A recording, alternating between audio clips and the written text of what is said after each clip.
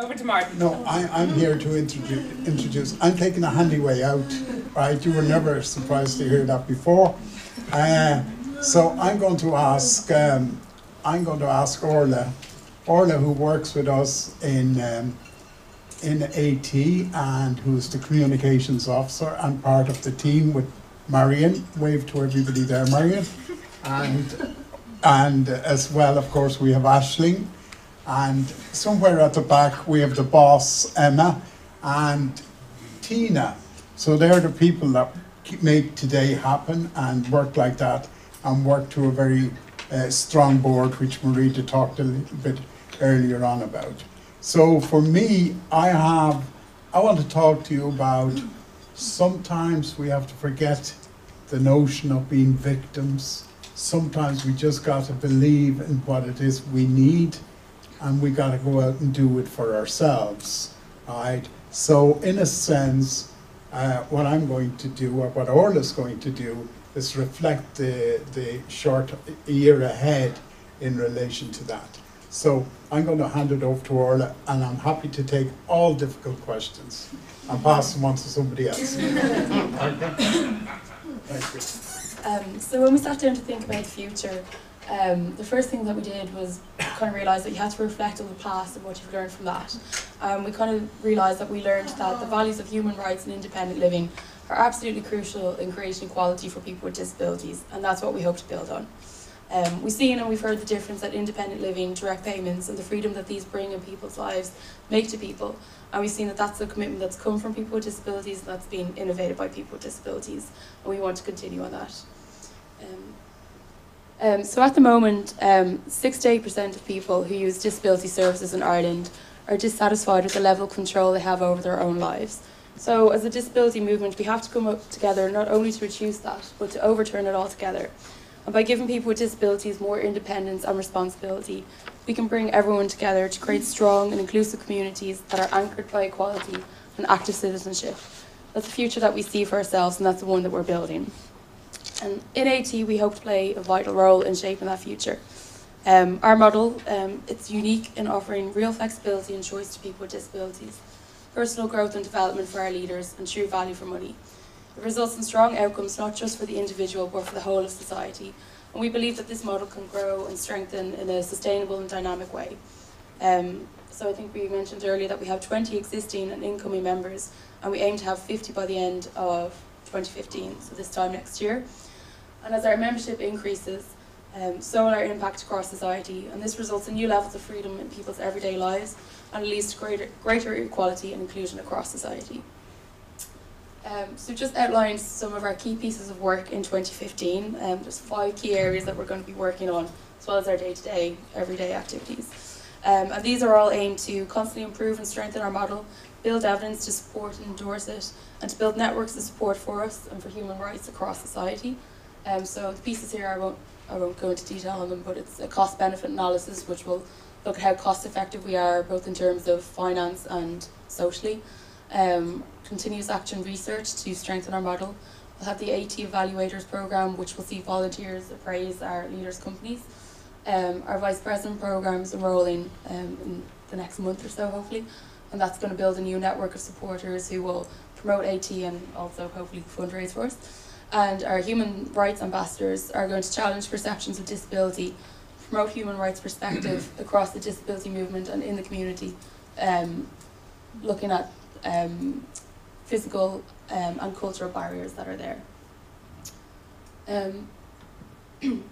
So for models like this to continue and for independence to be achieved across society, it's absolutely crucial that the independent living movement receives solid and sustainable financial support from government. Without this, we won't have the means to make the progression that we need to make, and we are at risk of living in a limbo where our quality of life falls short and our access to rights is denied. Today, the Department of Health spends around €1.5 billion a year in providing services for people with disabilities, and just last week the HSE allocated an extra €20 million for disability services in 2015. We have to spend this money much more efficiently and effectively in the future, because the outcomes of the model so far from the department are far from being acceptable, both for the individual and for society, but we've seen today that we have new models that can change this for everyone. We can assure the public as well that we are safe and efficient managers of any money that we will get, because we appreciate every cent that we get. We know how hard it was to fight for it and to receive it. We will not misuse it or overspend it. We have determined goals to meet our commitments to people with disabilities, and the funding that we get will only be used to achieve them. By investing in our involvement and our efficiency, we can support a greater number of people in more meaningful ways into the future. Our model of direct payments makes more savings that can be rerouted back into essential frontline services, which families touched by disability need to access, and which have been damaged by years of austerity already. So just looking beyond AT and how the future works for society, we all have to play our role in ensuring that people with disabilities can enjoy the access to the full set of rights that they are entitled to. And this means that we have to see disability as a human rights issue. And we have to understand that people with disabilities are disabled and disempowered as a result of being excluded in society and prevented from participating fully. We all need to be aware of the different barriers that are there and the challenges that some people might face in transitioning from dependency on service providers to living independently. 2015 marks the 50th anniversary of the Selma to Montgomery marches led by Martin Luther King, which led to the enactment of voting rights for African American citizens. So just like society came together 50 years ago, we want to use this opportunity to demonstrate our commitment to having our rights secured.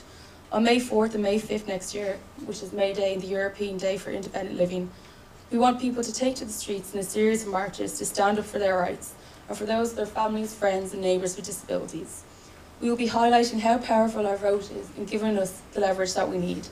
By using your vote, you are using your voice and saying that you demand change and you demand equality. There are almost 600,000 people in Ireland with a disability. If we come together, register to vote and fight for our rights, that will be one very loud voice. The future also involves changing attitudes and perceptions of disability, both within the disability movement and beyond it. We can no longer see ourselves as an isolated and vulnerable group. So by changing the language and the images around disability, we can empower people with disabilities as strong, active members of society with rich life experiences, equal opportunities and valued rights. Describing ourselves in a certain way allows both us and other people to dilute our rights and to define ourselves by our disability alone, rather than recognising the full, vibrant people we are. We're past mainstreaming. People with disabilities live at the heart of families, communities and society. Not only are we here now, but in the beginning we were the innovators, and today we are the experts. We can no longer accept ourselves as vulnerable, because if we are vulnerable for living well in a very challenging environment, I don't know what to call other people. So using language like that, it bears an impact on everyone and how we are perceived and treated in society, and it's up to us to break that cycle. We are not people who lost our medical cards, for example. Those cards were taken from us, and it was not our choosing or our fault. The language makes it seem so. We do not need to be protected. What we ask for is support. We are not service users. We access the supports that we are entitled to. We are not wheelchair bound or confined to wheelchairs, and we shouldn't be inspiring just because we live with a disability. Don't use words such as Down syndrome boy or cerebral palsy girl to describe us. See the person first and not the disability. We need to turn the language around so that it empowers us and recognises us as the individual and valuable people that we are. That change needs to come from us, and it's a crucial step in shaping the equal and inclusive future that we are building. So just to very quickly conclude, everything that we do at AT is underpinned by the philosophies of equality, human rights and independent living. Each of us today must seize the crucial opportunity we have to make these philosophies a reality for everyone. Earlier we said it's important to reflect on the past, but I hope when we leave here today we can reflect on the future and the role that we can all play in making this happen. And I think the line that's there, I might have been talking about earlier, is that we've come this far together, now we can dream bigger and dream better again.